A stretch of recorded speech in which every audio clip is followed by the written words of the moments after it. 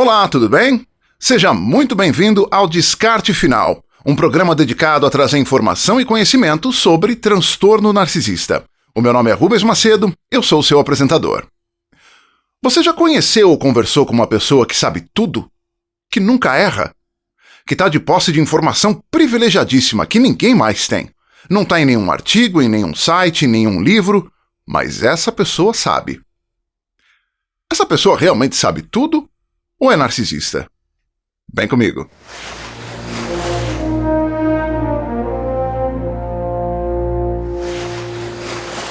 Lá atrás, logo no primeiro episódio do canal, eu disse que eu não falo sobre história pessoal aqui, porque esse não é um canal de relatos. Mas hoje eu vou quebrar o protocolo só um pouquinho, para contar uma história que envolve uma pessoa que, se é narcisista, eu não fui vítima primária nem secundária. Como se faziam nos clássicos programas policiais de TV, a história que você vai ouvir agora é real. Os nomes foram alterados ou ocultados para proteger os inocentes. Um jantar de família. Eram festas de final de ano, Páscoa, festa junina, não me recordo agora o que era. Era um meio familiar no qual eu era muito bem-vindo, sempre convidado a participar das festividades e eu aceitava de bom grado. Tinha boas relações com todo mundo. Mas tinha aquele familiar, aquele integrante, que era esquisito, que era estranho, me incomodava. Veja que era uma época em que eu estava ainda há muitos anos de distância de tropeçar no conhecimento que eu transmito aqui hoje. Mas com esse indivíduo, assim como outras pessoas que passaram pela minha vida, tinham coisas que me deixavam com uma pulga atrás da orelha, que me incomodavam. Eu olhava e falava assim, mas peraí, o que aconteceu aqui? Esse comportamento é estranho, essa pessoa não é normal. E aí as respostas talvez tenham vindo muitos anos depois. Veja que eu não tenho conhecimento suficiente para palpitar se esse indivíduo era narcisista patológico ou não. Mas tinham coisas estranhas ali. Direção perigosa, sempre no limite da velocidade ou acima dela, sempre tirando fina, com o argumento clássico de eu sei o que eu estou fazendo, nunca bati. Fortes indícios de que era adúltero. E ensinava o filho adolescente a trapacear.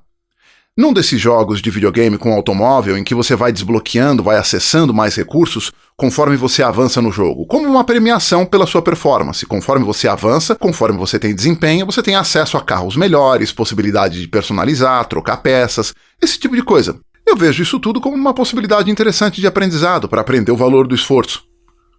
Presenteou esse filho adolescente com uma tabela de códigos que dava acesso a tudo isso antecipadamente, sem precisar se esforçar. E a cereja do bolo que tornou isso tudo mais intrigante para mim. Era estudante de direito, aspirante a advogado. Eu talvez fosse muito inocente, eu esperava e imaginava que isso necessariamente implicava em um comportamento mais ético. Aparentemente não. Bom, o episódio, o acontecimento que me deixou com a tal da pulga atrás da orelha. Num desses muitos encontros, desses muitos jantares, papo vai, papo vem, por alguma razão foi mencionado o filme Piratas do Caribe. E eu disse que o filme era inspirado numa atração turística da Disney. Ele rebateu e disse que era o contrário. Primeiro veio o filme e a atração turística foi inspirada pelo filme. Eu insisti que não.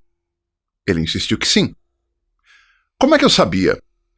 Porque eu visitei a atração pessoalmente quando eu tinha no máximo 10 anos de idade. Eu lembro com muita clareza do barquinho passando pelo rio, e aí a gente passava por debaixo de um arco numa construção que tinha um pirata bêbado lá em cima cantando com a taça de rum na mão, tudo feito com animatrônica, com bonecos robotizados. Era absolutamente fascinante. O primeiro filme é de 2006, ele já tem hoje quase 20 anos de existência. Mas eu tinha 10 anos de idade há mais de 30. Ele insistiu que não. Primeiro o filme, depois a atração turística. No primeiro filme do Jurassic Park, o Parque dos Dinossauros, o cientista milionário que desenvolveu, que criou o parque, numa determinada cena ele diz que quando a Disney inaugurou, se não me engano, em 1937, quando a Disney inaugurou, nada funcionava direito também. E o personagem do Jeff Goldblum rebate dizendo que se o Piratas do Caribe quebra, os piratas não comem os turistas. O primeiro Jurassic Park é de 1993. O primeiro Piratas do Caribe é de 2006. Como que uma propriedade intelectual que ainda não existia foi mencionada num filme mais de 10 anos antes? Eu podia ter apresentado esse argumento, eu podia muito facilmente provar isso. Mas eu não quis. Eu não fiz questão de provar que eu estava certo. O meu ego não exigiu que eu provasse que eu estava certo. Era desperdício de energia e eu intuí que se eu fizesse isso, que eu poderia muito facilmente provar, e portanto seria um golpe final, poderia instalar um clima desagradável naquele encontro. É exatamente assim que o narcisista ganha? Pela insistência dele e pela desistência do outro. Eu já falei aqui no canal que o narcisista tem aquilo que é chamado de pensamento dicotômico ou pensamento preto e branco. Isso significa que o narcisista só pensa e enxerga em extremos. Ele não enxerga em escalas de cinza, ele não enxerga no meio termo na percepção dele do outro e na percepção dele de si próprio. O narcisista tem problema com permanência de objeto. Ele não consegue fazer uma avaliação, ele não consegue ter uma percepção saudável e equilibrada do outro e de si próprio, em que a pessoa tem qualidades e defeitos. Ou a pessoa só tem qualidade, ou a pessoa só tem defeitos. Ou a pessoa não sabe de nada, ou a pessoa sabe de tudo. Isso, de novo, vale para o outro e vale para si próprio. Então, reconhecer um erro numa situação como essa não levaria a pessoa a dizer: ok, eu errei aqui, estou equivocado em relação a essa questão, é uma situação pontual, porém eu estou certo em relação a uma série de outras coisas. Negativo. Se ele está errado aqui, ele pode estar errado em relação a uma série de outras coisas ou em relação a tudo. O transtorno não vai permitir que o indivíduo faça isso. A maioria das pessoas, assim como eu nessa situação, não iriam tão adiante assim numa discussão, num debate como esse, porque é uma questão que não é tão importante assim, não é uma questão fundamental. A maioria das pessoas não tem a motivação e a determinação que o narcisista tem. A motivação do narcisista é titânica, ela é praticamente indestrutível, porque a determinação do narcisista é motivada pela proteção e blindagem do ego. Então o narcisista não tem um compromisso com a verdade, ele não faz questão de encontrar a verdade, ele não faz questão de fazer sentido, ele faz questão de ganhar, porque perder futuca na ferida narcisista e isso vai produzir muita dor emocional. A insistência numa coisa dessa pode gatilhar um episódio de ira narcisista e o narcisista engajar em agressão verbal e até física. E é justamente por isso que tem aquele velho mantra: não jade, não justifique, não argumente, não discuta e não explique. O narcisista acha que sabe de tudo?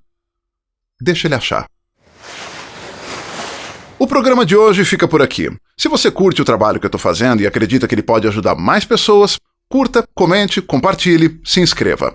O meu nome é Rubens Macedo. Eu não sou psicólogo ou terapeuta de qualquer espécie. O consumo desse material não substitui ajuda profissional. Se você acredita que está com problemas, procure um psicólogo qualificado. O mais provável é que tenha solução. Até a próxima.